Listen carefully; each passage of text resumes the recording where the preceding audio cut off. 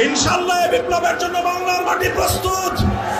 বাংলার মায়েরা আগামী দিনে যে সন্তান গর্ভে ধারণ করবে সেই সন্তানরা তাওহীদের চেতনায় বিশ্বাসী হবে।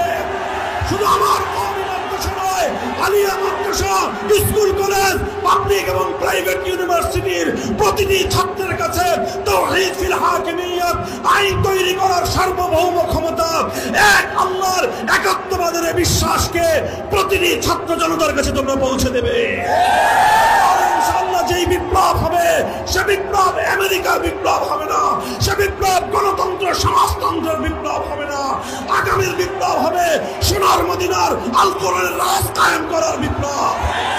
আল কোরআনের রাজ কায়েম করার জন্য বিপ্লবের জন্য প্রয়োজন শুধু 2000 নয়, যে 2 লক্ষ শাহাদাতের রক্তের প্রয়োজন হয়, সে রক্ত দিতে প্রস্তুত থাকবে কিনা আল্লাহ পাক কবুল করেন ইনশাআল্লাহ। বিসমিল্লাহ।